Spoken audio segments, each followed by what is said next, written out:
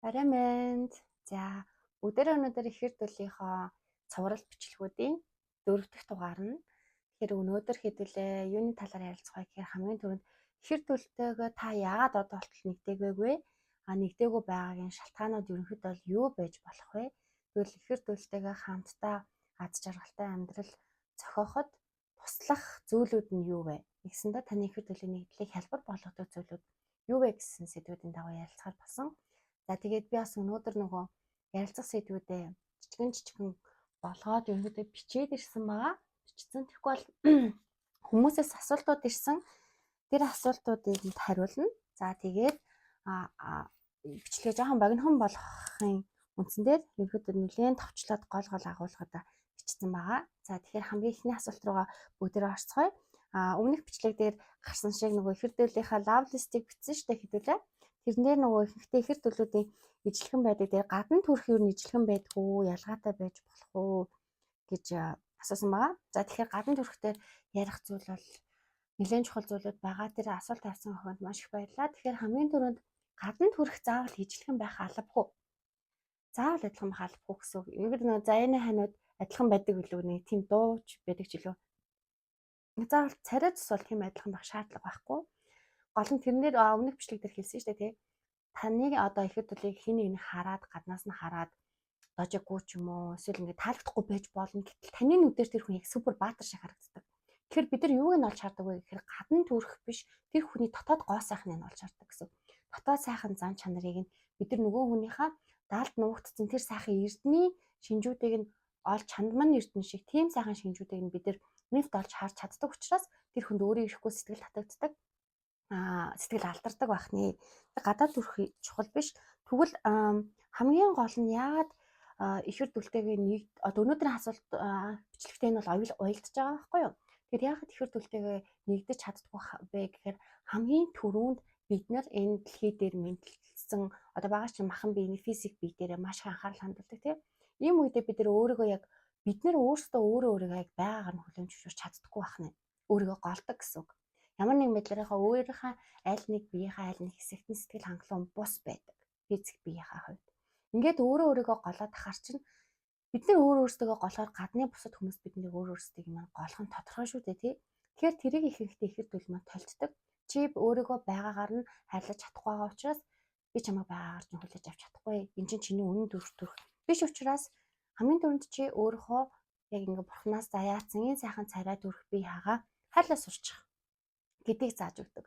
Тийм үндсэн дээр гаднах төрхөө бид нэр голхоо болоод дотоод гоо сайхан хичнээн сайхан үзэсгэлэнтэй инээмсэгэлтэй тийм магадгүй хичнээн сайхан нүдтэй миний байгаа байдал надад заяагцсан би чинь угаасаа юм гоё юм байна штэ. Төрсөн үрээ их хүн ямар ч хэсэн хараад хайр нь хүрдэг штэ.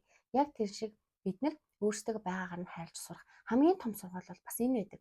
Өөрийнхөө яг байгаагаар нь хайрлж сурч чадсан өөрийнхөө гаднах төрхийг нь физик биен дээр хитрхи их акцент өгөөл энийг гоё байлгах гал нүүр амаа янзлал одоо чи сүүлийн үед янз бүрийн юм шахаал тий ийм өөрөөрөө тоглож байгаа нь нэгсэндээ маш буруу гэдгийг өөртөө нь харуулж байгаа байхгүй юу. Үүнийг бол ихэд бол өөрийг чинь тоохгүй байгаагаар шууд харагдана.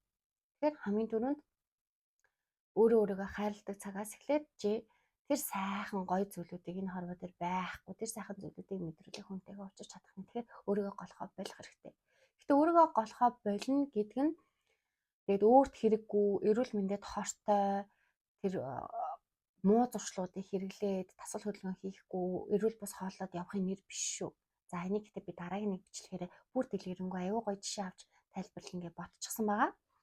За дараагийн нэг асуулт нь болохоор тийм доторх гэрлийг чинь олж хардаг байх нь ихэр төлөвд. Тийм ч учраас ер нь гэрэл гэгээ гал дүл гэж нэрлсэн баг тав. Дараагийнх нь тийм ихэр төлөвд өөр бодол сэтгэхүй зарчимтай байж болно. Заавал яг ингээд яг адилхан байх албагүй. Энийг юугаар илэрдэг вэ гэхээр за ихэр төлөвийнхөө нэг нь одоо ингээд өөрийгөө илэрхийлэх дуртай, ярих дуртай харин нөгөө одоо өөр дөр л жишээ авъя ерөөсөө. Тэгэхээр миний хэд бол болохоор эсрэгээрээ дуу цоотой харин намайг маш сайн сонсож өгдөг гэж болно. Арга бэлэг шиг нэгээ дандаа дэмжиж явдаг. Нэгсэндээ эсрэг тесрэгийн хууль гэж байдаг шүү дээ. Нэмэх хасах цэнийг таталцдаг тий. Яг тэр шиг халан хүүтэд байдаг гэдэг шиг яг эсрэг тесрэгүүд хоорондоо таталцдаг шиг ихэр дүүл нь намайг ингэж миний нөгөө зан чанараар намайг тэнцвүүлж өгдөг гэсэн үг. Тэгэхээр заавал яг адилхан би чалчвал ихэр дэлчилчээ байх хэрэгтэй ч гэдэг юм уу. Ийм ерөөсөө тийм утгагүй тийм асуудал байх шаардлага ерөөсөө байхгүй. Би хоол хийх туртай бол заавал манай ихэд бол хоол хийх туртай байх гэсэн үг биш. Жишээлбэл би өөрөө яг хоол ундаа хийгээд байж бас манай ихэд манай өөр ажлыг хийж амжуулах чинь нэгээ дандаа нөхдөг. Би жишээлбэл бичлэг хийх туртай бол бичлэгийг маань эдитэлж өгөх ч гэдэг юм уу те. Яг гар нийлж хамтрах тэр ур чадваруудыг эзэмшсэн байдаг гэсэн үг. Тэгээд бас нөгөө жишээлбэл одоо ихэд дүүлүүд хоёулаа яг адилхан нийгэм, улс орныхоо ирээдүйн хөгжил санаа зовдөг байлаа гэж бодъё те. Жишээлбэл тэгвэл ингээд тэр нийгэм санаа зовж байгаа байдал нь бас эсрэг тесрэгээр илэрхийлэгдэж болно. Тэр тул маань ингээд болж бүтэхгүй байгаа зүйлд нь бухимдалтай, тийм чуулга, ийм чагаарын бохирдол, тийм хөрсний бохирдол гээд тэр зүйлд нь санаа зовж арга хэмжээ авахыг хүсдэг бол эсрэгээрээ би ядаж хотод маань агаарлах ганц гоё цэцэрлэгтэй боллоо ч гэдэг юм уу. Удамж талбай маань гоё болж гин, цэвэрхэн болж гин тий. Бордуур маань солигдлоо гэх ийм зүйлүүдэд баясах жишээний. Нэг нь эргийг харж хахад нөгөөх нь бас өрхийг харж явах боломжтой байдаг. Ингэснээрээ цаад мөн чанартай хоёулаа л нийгмийнхаа төлөө санаа зовж байгаа. Хоёулаа сайхан нийгмийг бүтээхин төлөө санаа зовж байгаа гэсэн үг. Ийм байдлаар бас байж болдог шүү гэж хэлэхээр байна. За тэгээд ялтчгүй нөгөө үнэт зүйлсүүд нь ижлэхэн учраас жишээлбэл байгаль тайртай, амьтан тайртай, хүүхдэд тайртай байж болно. Тэр зан чанарууд нь яг үнэт зүйлс гэдгээрээ үнэт зүйлс юу юм бэ гэдэг асуулт мэдээж гарч ирнэ. Тэгэхээр яг таны хувьд маш үнцэнтэй, маш одоо таныг тодорхойлох үед зан чанар энэ зүйлүүд ч юм уу үнэт зүйлс гэж явна. Тэгэнгүүт зарим хүмүүс одоо ингээ гоё брендийн хувцсанд дуртай, гоё машин унах дуртай байж болно. Энд чинь тэр хүнийг шуналтай, муу гэсэг огтхон ч биш. Энэ нийгмийн бидний өөрсдөө нэг юм шүүмжлэх сэтгүүгээр хандаж болохгүй. Тийм зүйл дуртай байж болно. Харин би тийм зүйл дуртай биш. Тэгэхээр эсэргээрээ би байгаль дуртай, хүүхдэд хайртай, энгийн хувцлах дуртай, зүгээр хөвөн зөөлөн даавн уц өмсөх дуртай гэх жишээний энэ үнэт зүйлсүүд нь ихэр дүүлүүдийн хувьд адилхан байдаг. За энэ дээр бас нэг зүйл гарч ирнэ л дээ. Эрэгтэй эмэгтэй хүмүүсийн уугын байгалийн мөн чанар нь өөр байдаг тий. Тэрийг бас бид хүлээн зөвшөөрөх хэрэгтэй. Ягаад тэгэхээр жишээлбэл эмэгтэй хүмүүс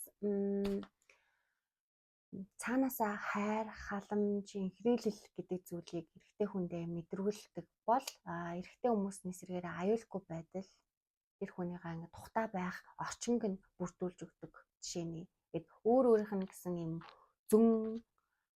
зөнгөөрөө хийдэг үйлдэлүүд нь бас ялгаатай байдаг учраас тэр талыг бас бодолцож үзээрэй. Лав листтэй бичгтэй, харин жагсаалтай бичгтэй. Утга учиргүй яг эмэгтэй хүнд байх уур чадваруудыг бас эрэгтэй хүнд хийгээд иж болохгүй шүү дээ. Бид нар заавал би одоо цэвэрч юм бай гэхэд заавал эрэгтэй хүн заавал цэвэрч юм байх шаардлагагүй шүү дээ. Бид хэдийн нөгөө харах өнцөг бас өөр. Эмэгтэй хүмүүс илүү нарийн деталь энийг илүүтэй хардаг байвал эрэгтэй хүмүүс илүү том алсын зорилго хардаг гэдгээ бас хүлээн зөвшөөрөөд лав листтэй бичээрэй. Хитээдсэн бас тийм гой зүйлүүд биччихээ тэрэнд нь хүрэхгүй байгаа дээр бас болохгүй байх гэж бодсон. Дараагийн нэг асуулт бол энэ нөгөө ихэр дүү сөүлмэйд хоёрын ялгаануудыг хүмүүс маш их мэдхийг хүссэн бололтой. Тийм асуултууд бас их ирсэн. Тэрэн дээр ер нь нэг зүйлийг бас амар сайн ойлгох хэрэгтэй. Ихэр дүүлийн энэ харилцаа гэдэг зүйл бол маш нарийн, нандин бидний өнөөдрийг хүртэл магадгүй туулж ирсэн харилцаануудаас шал өөр харилцаа байдаг. Нэрийн төвшөнд маш нарийн нандин холбоо гэж хэлсэн шүү дээ. Яг түнчлэн нийгмийн одоо ийм стандарт тогтоодчихдаг те бид нар. За эмэгтэй хүн эрэгтэй хүн араас гүйж болдоггүй. Үнц энэхүү. Өөрчигдүүлээ. За тэр хүн үнэхээр л хайртай бол чамд бичих хэвээр. Чи гэдэг нэг юм хүлээл тавьчихдаг. Тэгэл тэрэндээ ингээ хүлээгдээд идэг. Тэгвэл ихэд үлийн харилцаа огтхон ч тийм биш бүр огтхон ч тийм байдаггүй. Энэ бол зүгээр хүн хоорондын нарийн мэдрэмжийн асуудлууд байдаг. Чи хэрвээ өөрийнхөө яг зүрхэнд төрсэн яг тэр мэдрэмжээ зөв дагаал хийхийг хүсч л байвал тэр зүйлээ л хийдэг гэсэн үг. Би энийг бас амар ойлгосон. Юун дээр ойлгосон гэхээр би ингээд би дотроос ингээд жишээлбэл тэр өдөр ямарваа нэг өдөр ингээд нэг амар тайван байлгадаг айгүй гоё газараа би очих туртай байсан гэдгсэн шүү дээ. Тэр газараа ингээд очимоор ингээд дотроос ингээд очимоор байгаа байхгүй дотроос тэнгууд би гаднаа үгүй тийш очихгүй. Юу тийш очих юм. Зүгээр л нанаа бай. Гिचлэрний өөрийгөө ингээд хааж боогоод хүчлээд ингээд хорж цагдаад байж төгс юм хийхгүй. Тэд миний дотор амар тухгүй мэдрэмж төрчихсэн тэр өдөр бүр ингээд бүр өөрөө ирэхгүй бараг ингээд мэгшээд гомдоод уйлах гэдэг юм шиг мэдрэмж төрчихсэн. Яг тэр үедээ би яг тэрийг анзаараад одоо ерөөсөө шкафын дотроос хамгийн наан байсан хувцас аваад гадуур хувцас нөмрөөл тэр очихыг хүссэн газараа л очсон. Тэгэхэд би маш их тайвширлыг мэдэрсэн. Тэр өдөр тэгээд би нэг зүйлийг бас бодож болсон. Яг дотроосоо ирж байгаа мэдрэмжээ дагаад үйлдэл хийх юм бол тэр дандаа зүв байдаг. Зүв мэдрэмжээ таах юм бол зүв зүйлдэл хүргэнэ гэсэн үг. Тэгэхээр энэ их хурлын аян замлын үед мэдрэмж мэдэрч сурна гэдэг бол маш зүрхэн, маш чухал зүйл. Тэгэхээр бас мэдрэмжээ тийм ч хурдан бас байж чадахгүй л да. Ягаад тэгэхээр дөнгөж хүн чинь фитнест очиод тухайн өргөөл дасгалаа хийгээд чадахгүй штэ. Эхний өдөр бие болрно. Тэгээд техникээ хийж чадахгүй. За тэгээд 1 сар явна, 2 сар явна, 3 дахь сараас эхлээ техниктэй олно. Өвдөд тахарсан дасгалаа хийнэ гэдэг шиг. Толин дасгалыг ч гэсэн эхлээд хийж хахад төгс хийж угаасаа чадахгүй. Тэгээд яваандаа хийгээд байвал сайжирдаг. Яг үнтэй адилхан. Тэгээ өөрөөсөө бас эхлээд хитээцэн тийм чухал зүйлийг битгий нэхэрэй гэж зөвлөмөөрэй. Зөвхөн энэ их хөдөлгөөний харилцааны зөвхөн мэдрэмжээ л даг. Мэдрэмж чинь юу хийхийг зааж ийн тэрийгээ дагааж зөнгөл дагаж хий. Тэр л хамгийн зөв. Бусад бол эмэгтэй хүн тэгж болдоггүй, эрэгтэй хүн тэгж болдоггүй, эмэгтэй хүн хизээ тэгжсэн тэгвэл үн цэнэгүй болно ч гэдэг юм уу. Тийм нэг юм утгагүй нэг юм эгоны хуваасан зүйлд битээ автаарай. Тэгвэл тэр бол таныг их хөдөлгөөний нэгдлээс чинь хойш нь л татна. Хизээч урагшлуулахгүй. За яг өнөөдрийнхөө гол сэдв рүү арах юм байна. Ингээд асуултнуудаа хариулчлаа. За их хөдөлгөөний харилцаанд төвхтэй болгодог. Юу хамгийн төвхтэй болгодог вэ? Юу хойш нь татдаг вэ? Хамгийн нэгдүгээр зүйл одоо миний хувьд шүү ойлгосон нэгдүгээр зүйл юу байсан бэ гэхээр өөрөө өөрийгөө хойш нь тавих. Эмэгтэй хүмүүс ихэнхдээ дандаа өөрийгөө хойш нь тавьчихдаг. Гэтэ яг мэдээж бүх эмэгтэй хүмүүс биш л ах л та. Гэтэ дийлийнх нь. Ялангуяа их хөдөлгөөний харилцаанд энэ бол яг өөрийгөө танин мэдж байгаа энэ аяллыг чинь яг л тамийн тоогооны үлгэр шиг хойш нь татдаг. Тэрний юу гэгээд би дандаа нэгдүгээрт ажиллаа тавиал, хоёрдугаарт гэр бүлээ тавиал, ээж аваагаа тавиал. Ингээд өөрийгөө бараг 4 5 руу ч ихсаахаа тавьчихжээ. Миний мэдрэмж за энэ дээр болохоор бас би яг тасгал хөдөлгөөн, эрүүл хоолт гэдэг зүйл дээр бол анхаардаг. Яг гэр бүлийнхаа хориондчдаг бүгдэнд ингээд санаа тавьдаг. Энэ биш яг миний сэтгэл зүйн эрүүл мэнд гэдэг зүйлийг би дандаа 4 5 руу тавьчихсан гэсэн. Яг надад тавгүй мэдрэмж төрөө толин тасгал хиймээр санагц зүйлэр байж болно шүү дээ. Ингээд тавгүй байгаа тахад би гүрийгээл өөрийгөө за чи зүгээр байжээ тий. Эхлээд эхлээд аав, эхлээд ээж, эхлээд хүүхдүүд тэгээд ажил, найз нөхөд гээл тэр хүмүүстэй ингээд туслах ёстой юмудаа туслаад хийгээл яг тэр тэндээс би гоё мэдрэмж авч байгаа юм да бусдыг хайрлаж халамжснараа надад сайхан мэдрэмж төрж байгаа. Гэтэл яг угтаа би надад таагүй байгаадсэн байхгүй. Тэр таагүй байгаад байсан зүйлээ өгөнд би 1 номерт тавиад тэгээ өөрлөгөө жоохон өнгөөгөөд яг юу болоод яг миний дотор юу болохгүй байгаагаа ангаагаад тэгээд ингээд цаашлаа дараагийнхаа хүмүүсийг 2 3-т ингээд тавьжсэн бол миний хөдөлгөөний харилцаа маш хурдан цэцэглээд яг ингээд модноос гоё мод ургаж агаад гоё жимс гардаг штэ тий. Модноос яг тэгж ин гоё ургадаг мод шиг тэгж цэцэглэх ёстой байсныг нь би ерөөс хуслахгүйсэн гэсэн үг тэр модоо. Бэж би чам хуслаа штэ дараа нь хуслана. Чи жоохон хүлээж идэх үү гэд ингээд өөрийгөө хойш нь тавьсан. Энэ бол их хөдөлгөөний аймын зал хамгийн нэгдүгээр цаад болдог зүйл өөрийгөө хойш нь тавих. Ялангуяа өөрийнхөө мэдрэмжийг мэдрэхгүй хааж төгжиж авдран тэгэж орхих гэсэн үг. За нэг давуу тал нь яг би тэгж орхисон ч гэсэн эргээгээд нэг дараагийнхаа өдөр нь ч юм уу за тэр өдөр ингээд байсан гэдгээ таниад ингэ толон тасгалтай учирсан байсан учраас та цаг тухай бүрт нь толон тасгалуудаа хийгээд явуулсан. Тэгээ сүүлд 8 сард 7 сарын сүүлээр 8 сар үед надад нэг маш том ингээд намайг юм сэхээ өгөх зүйл тохиолдсноос хойш харин би ерөөсөө өөрийгөө хойш нь таваа болцсон. Хийхээ хүссэн зүйлээ шууд хийгээд мэдрэмжээ мэдрээд очих гэсэн газараа шууд очдог. Тэгээд толин тасгалаа хийх үед яг тэр доор нь хийдэг ч юм уу те мэдрэмжээ ерөөсөө хойш таваа болцсон.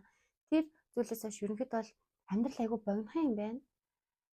Цаг хугацаа бол үнэхээр хязгаартай юм байна гэдгийг ойлгосон. Тэгээд дээрэс нь яг танзар авж байгаа бас нэг түүхэн дээрээ бичсэн байдгийн юу вэ гэхээр маш богино хугацаанд маш их бүтээл төрөөсөн хүн штэ. Говийн тогшин ноён хутагт танзар авч байгаа тухай ярьж нэг энергийн төвийг байгуулсан. Тэр хүн яг тэр та яаж ийм их зүйлүүдийг амжуулж ингэж хийсэн бэ гэдэг надад хоны 24 цагч багтаж ингээд баг нойргүй шахам сууж хагаад маш их зүйлийг амжуулсан гэдэг юм билээ. Тэгээ сүүлийн үед би яг ингээд та бүхэнтэйгээ энэ талент дасгал хэр төлийн аян замлыг хуваалцдаг болсноос хойш надад ч гэсэн 24 цаг маш бага санагдаад байгаа. Тушаахан шиг бичлэгээ аваад нэггээ зүгэл энэ бичлэгийг хийж эхлэмээр санагддаг болсон. Ялангуяа хамгийн ихний бичлэг хийх өдөр бас нийлээ эргэлзээл хийх үү байх уу гэжсэн ч гэсэн гів гинтхэн миний мэдрэмж яг дотроос зүгээр л нэггээ зүгээр л бичлэг хийж эхэл гэдэг юм мэдрэмж төрөөс учраас хийж эхэлсэн. Тэгээ тэндээс унших баяртай байгаа. Тэгээ та бүхэн ч надад урам өгөөд асуултууд маш их асууж явуулаад гэдгийг хүсэж байгаа учраас надад бас энэ бичлэгүүдийг хийх хүч зориг орж байгаа хаа. Тэгэхээр хийчихсэн энэ тийм та бүхэндээ баярлалаа гэж хэлмээр байна. За тэгвэл дараагийн нэг хойшин тавьдаг зүйл бол түрүүн тайлбарласандаа өөрийгөө голох. Өөрийгөө байгаагаар нь хүлээн та өөрийгөө байгаагаар нь хүлээн зөвшөөрч чадахгүй хин таныг байгаагаар ч хүлээн зөвшөөрөх юм бэ те. Тэгэхээр нэг зүйл бас айгүй бодтой үнэн болсон. Тэр нь юу юм бэ гэхээр энэ үгэнд би бас маш их дуртай. Надад бас маш үнэн санагддаг.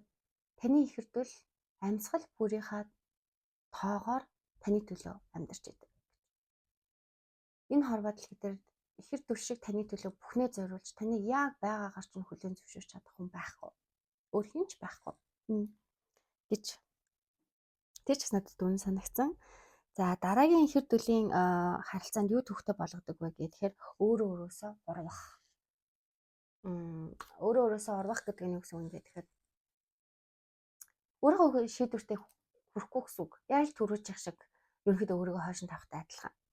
За мөн өөрийгөө хүлээн зөвшөөрөхгүй байх. Бид нэр ингэдэж штэ нөгөө өөрийнхөө сул талыг хүлээн зөвшөөрч чаддаггүй тий. Нэгсэндээ бид нар бүгдээрээ сайн тал, муу тал гэж байгаа. Тэгвэл муу талаа хамгийн түрүүнд олсон бол хүлээн зөвшөөрөх хэрэгтэй. Хүлээн зөвшөөрч чадахгүй тэрийг юм муу зангаа, сөрөг зангаатайгаа ингээл зуралдаал байгаад ах юм бол та юунд хүч өгөн тэр л хүч ороод идэг. Угаасаа би ийм, угаасаа би ууртай, угаасаа би ийм хатуу, угаасаа би ийм энэ зүйлд дургуйч гэдэг юм ингээд өөрийгөө хайрцагчдаг. Угаасаа гэдэг үг байхгүй. Угийн мөн чанартай харин бидний эерэг зүгээр л нэг тод хасдаг гэрэл байхгүй юу? Гэтэл бид нэр өөрөө тэрэндээ ингээд сүйдэрлэх үз хаана энэ тэнтэй тавьчаал сүйдэртэй тэр итгээд тэр чинь зүгээр тэр ханыг унгахад л сүйдэр байхгүй болоод та гэрэл улам л тод гэрэлтэн гэсэн.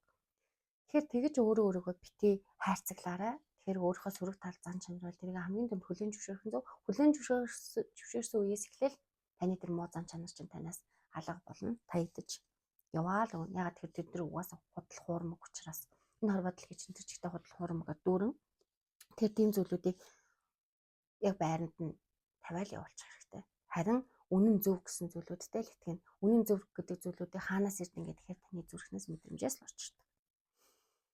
За ихэр төлийн харилцааг тэгвэл юу амархан болгодог вэ? За надад бас яг тусалсан тулгын 3 чулуу байгаа. Амархан болгосон. Хамгийн нэгдүгээр мэдрэмжээ зөв мэдэрч сурах. Biz мэдрэмж л гэж яриад байгаа тийм. Тэр бидний бодол, бидний тарих, логик дандаа буруу. Яагаад вэ гэхээр бидний тарих ихэнхдээ энэ дэлхий дээр биднийг аюулгүй байлгах юм зорилготой байхгүй юу? Аюулыг мэдрэх, тэгээд аюулгүй байлгах гэсэн үг. Болохгүй шүү, ингэхгүй шүү, тэгэхгүй шүү гэсэн дандаа анхаарлуудыг өгч идэг. Тэгээд бид нар тарих, бодол, логиктой зуралдаад ингээд яваад тахал юм бол дандаа нэгсэндөө эго буюу хорлын сэтгэлтэй зуралдаад буруу шийдвэр гаргаа яваад байдаг. Дандаа айдастай хөтлөгдөн, эргэлзээндээ хөтлөгдөн, гомдол харуус луу гашуундаа хөтлөгдөж буруу шийдвэр гараад байдаг гэсэн үг. Нэгсэндээ эм ороод суугаад байдаг гэсэн үг. Гэтэл яг тэр мэдрэмжүүдийг мэдрэх нь зөв л дөө. Мэдрээд ийм байгаа юм байна. Гэхдээ яг уг зүрхнээс ирж байгаа мэдрэмж чи юу юм? Гэж гомдож суумааргүй байна шүү дээ, тий. Гомдоход энэ амьдрал дэндүү богинохон. Бид нар маргааш өглөө гараад асалт оруулах хүчийг хинж мэдэхгүй шүү дээ, тий. Тэгэхээр гомдол, айдас, эргэлзээнд автаж суухад энэ амьдрал дэндүү хайран. Тэгэхээр энэ зүйлүүдийг мэдэрч сурна гэдэг бол чухал. Мэдрээд тэр мэдрэмжээ тайлна. За сэтгэл судлал мөн сэтгцийн эрүүл мэндийн судлалт ч гэсэн мэдрэмж тайлах гэдэг том тусдаа зүйл байдаг. Тэгэхээр энэ дээр гол нь юу юм гэхээр өөр өөртөөгөө л ажиллаж сурах нь чухал. Ганцаараа байна гэдэг нь ерөөсөө муу биш. Ганцаараа байна гэдэг нь өөрөө өөрийгөө таньж мэдхэд л маш чухал орон зай цаг хугацаа өгч байгаа гэсэн. Хоёр дахь нь талент дасгал. Талент дасгалаа бүгдээ ойлгосондоо 4 шаттай явагддаг. Талент дасгал хийхээр өөртөө байгаа муухай таагүй нэг юм эвгүй төрсэн мэдрэмжээл олоод түүнийг арилгах гэсэн үг. Нэгсэндээ өөрийнхөө биед байгаа архаг хууч өвчнүүдийг нэг нэгээр нь салгаж байгаас ялгаагүй. Энийг бол физик биедээ тайлбарлаж байгаа шүү. Тэгэхээр бид нэг хитрхи физик биедээ анхаарад энэ сэтгэл гэдэг зүйлийг хайчдаг. Сэтгэл ч гэсэн адилхан өвддөг хэрэгтэн. Сэтгэлийн эрүүл мэнд маш чухал. Тэгэхээр яагаад миний бусад нөгөө хичээлүүд маань эрүүл мэнд дасгал хөдөлгөөн ингээд физик биетэй холбоотой эрүүл мэндийг бас хайж болохгүй те тэрийг заадаг ч гэсэн давхар сэтгэлийн эрүүл мэнд маш чухал юм байна гэдгийг нөгөө сүүлд 24 онд ойлгосон учраас энийг та бүхэндээ хуваалцаж байгаа. За 3 дахь нь хүрдний бясалгал. За миний бичлэгийг сонсч л байгаа бол та тодорхой хэмжээгээр сүнслэг юм дуртай. За йог, бясалгал сонирхдаг ч юм уу тийм хүмүүс байгаа гэдэгт итгэлтэй. Тэгэхээр хүрд гэж бас сонссон бах бидний бие буюу энергийн бие маань үндсэн 7 хүрдтэй байдаг. Энэхүү 7 хүрднээс гадна зөндөө олон жижиг хүрдүүд байгаа. Энэ хүрднүүд гэдэг маань нэгсэнтэй юм энерги урсгал гэсэн үг байхгүй юу? Энэ энергийн урсгалуудыг чөлөөтэй болгосноор бид бүхэн дандаа өөрсдөө сөрөг зүйлүүдээс хамгаалах чадвартай болдог гэсэн үг. Илүү гоё тод гэрэлтэй болж энэ төр гэрлийг хаагаад байдаг. Тэр хан босгосон тэр ханнуудыг бид ерөнхийдөө арилгаж цэвэрлж гинэ гэсэн үг. Нөгөө талаасаа ингээд толин дээр ингээд юм өсөрчхээр ингээд толб тогтцдог тий. Яг тэр толбыг арилгаад толь цэвэрхэн байвал бид нэр толин дээр өөрийгөө маш цэвэрхэн ойлгож харна шүү дээ. Яг тэрэн шиг бид хүрдүүдээ маш сайн цэвэрлж чадах юм бол ядчил ихэр дүлтэйгөө энергийн төвшөнд холбогдох холбоо маань илүү сайн сайжирдаг. Тийм учраас энэ хүрдний бясалгалыг хийх нь бас их амархан болгодог байх нэ. За өнөөдрийн ярилцах зүйлүүд бол энэ байлаа. Тэгэхээр дараагийн толин дасгал дээр би бас нэг зүйл ярьъя гэж бодсон. Толин дасгалыг хийж явах үедээ бид нар 3 дахь үе шатан дээр нь үнэн үү гэж асуугаад ингээд мэдрэмжээрээ үнэн үгүй гэж хэлдэг. Тэгвэл ихэнхдээ толин дасгалыг анх хийж явах үед юм логиктойгоо зурлаад байдаг.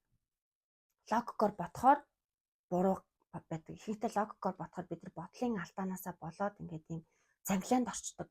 Занглаанд ороод ирэхээр юу мэдрэмж рүүгээ ч орохгүй зөвхөн бодолтой гацаад гүйштэй би хизээд идэх гэсэн. Хизээ би өөрийгөө бодож би үнэнчтэй би амар үнэнч гэлтэй. Наана бол маш үнэнч байгаад байдаг. Тэгээд тэр чинь бусдад үнэнч байх зүйл гэсэн үг биш. Ерөөсөө өөртөө үнэнч байх гэж бодох хэрэгтэй байхгүй юу? Толин дасгал гэдэг чинь ерөөсөө өөрлөгөө л өнгөнө гэсэн үг. Гэтэл нөгөө нэг гүйштэй би чинь бусдад үнэнчтэй гэж бус руу хараад эхлэхээр толин дасгалаа буруу хийгээд байна л гэсэн үг. Тэрнээрээ бас анхаарах хэрэгтэй. За бас нэг толин дасгал хийж явахдаа нэг анхаарах зүйл байгаа. Тэрний юу вэ гэхээр ингээд бид нэр ихэнхдээ бусдад таалагдах гэж амьдэрдэг. За би өөрийгөө хайрлаж эхэллээ тий би фитнес тавьж эхэллээ би эрүүл хоолж эхэллээ. Тэгвэл энийг яг хэний төлөө хийгээд байгаа юм гэж өөрөөсөө асуух хэрэгтэй. Ихэнх хүмүүс бусдад таалагдахын тулд хийдэг. Тэгээд ингээд бусдад таалагдахын тулд гоё болсон ч гэсэн сэтгэл нь хизээж чанахгүй шүү дээ. Бусад хүний сэтгэл хизээж чанахгүй. Үнэхээр чиний ихэрдүүл биш л бол бусад хүн чамаас яаж хийж байгаа л нэг өө гаргаал ирдэг. Бүр ямар ч тохиолдолд харин та өөрийнхөө төлөө өөрийгөө хайрлах гэж тэр дасгалыг хийж ирүүл холж байгаа үед эн чинь маш хүчтэй байдаг. Хизээж та тэр дасгалаа болохгүй. Хизээж та ирүүл холгоо зогсоохгүй гэсэн. Харин хэний төлөө хийж байгаа үед жаахан урам хугарах, жаахан ийм сатаарах, жоохон шантрах үе гаргал юм бол болдог тэрийг. Тэгэхээр хэрвээ та дасгалаа хийж байгаа болж л байна гэдэг нь бусдад таалагдахын тулд хийж гинэ л гэсэн. Үүнийгээ зогсоогоорой зөвхөн өөртөө таалагдахын тулд өөртөө гоё байхын тулд тэр зүйлүүдийг хийгээрэй гэж зөвлөе. За тэгээ 2 дахь зөвлөх юм нь болохоор толин дасгалыг бичиж хийх хэрэгтэй. 1-р алхам, 2-р алхам, 3-р алхам, 4-р алхам гэдэг нөгөө 4 алхмуудаа бичнэ. За би та бүхэн зөв сонирхуулъя. Сонирхолтой байж магадгүйгээд би яг за вэний бүх хэн тавьчих. Sorry. Энэ бол миний толин дасгал хийж хийснээс хойш дүүргэсэн тэмдгэрүүд байгаа. Тэгэхээр уг нь дахиад яг нэг ийм тэмдгэр байх хэвээр. Тэр маань харамсалтай гээгдсэн. Яг толин дасгалаа бүгдийг энэ дээр бичиж хийдэг нэг бүрчлэн дээр тухайн өдрийнхаа мэдрэмжийг олохын тулд бараг нэлээд хуудас юм бичиж мэдрэмжээ олдог. Эхэндээ олж сурахын тулд тэр хичээл зүтгэл бас гарна. Яг л фитнесийн дасгал хийж байгаа юм шиг хичээл зүтгэл гардаг. Яг тэр тухайн мэдрэмжийг яг олох нь айгуу чухал байдаг. Тэгээд тэр мэдрэмжээ олоход эхний өгүүлбэр чинь маш богинохан гардаг байхгүй юу? Тэгэхгүй эхний өгүүлбэр хитрхи урт байгаад их юм бол логиктой эргэлдээ толгоонд эргээд одоо нэг бодлын алдаандаа ороод толин дасгал чинь буруу болоод тавирна. Гэхдээ битээ санаа зовоорой дөнгөж эхэлж л байгаа юм чинь өөртөө урам өгөөд урагшилсаар байгаарай. Дараагийнх нь 2 тэтгэрүүд нийнэ. Хиндэ ч юм тэмдэглэлийн тэтгэрүүд гаргаад нарийн толин дасгалуудаа хийдэг гэсэн. Толин дасгал хийж байгаа үед мэдрэмжээ мэдрэх үед асгартлаа уйлах тохиолдлууд маш их гардаг. Битгий санаа зовоорой. Ингэж уйлж асгарснараа ер нь маш гоё тайвширлыг авдаг. Би том хүн болсон юм чи уйлах хэсгүй, би эр хүн юм чи уйлах хэсгүй гэж бодох шаардлага байхгүй. Тэгээ бүр сүүлдээ зүгээр юм дэвтэр авсан. Энэ баг илүү их зайтай учраас илүү их юм бичдэг болоод яг ингээд бичиж хийгээрээ бичиж хийхин талын дасгал маш үр дүнтэй. Мэдрэмжээ мэдэрч төвлөрөхөд чинь туслах гэсэн үг. Ингээд талын дасгалтаа гарамгаа олчих юм бол та ямар ч амьдралд тохиолдсон хатуу, хөтөө зүйлүүдийг сэтгэлээрээ даваад гарах боломжтой болдог. За мөн түрүү яг нэг айгүй гой бодол орж ирчээд мартагдчихлаа. За тэрийгээ хэлэхээ болъё. Тэгээд өнөөдрийнхөө бичлэгийг энэ хүрээд дуусгая. Та бүхэн маань ихэр талавчаа болоод хамтдаа дүүлнэсээрээ энэ дэлхийн хорвоо ертөнцийг сайхан яваажин шиг сайхан болгоцгоё. Ингээд амжилт хүсье. Дараагийнхаа бичлэгээр талин дасгалыг бүр сайн дэлгэрэнгүй бичиж хийж хамтдаа өнгөрүүлье. За мөн хүсвэл асуултуудаа бичээрэй. Над руу инстаграмаар хувь чатаар бичиж болно. Тэгээ та бүхний асуултуудад чөлөөтэй хариулахад бэлэн байна. Ингээд баяртай.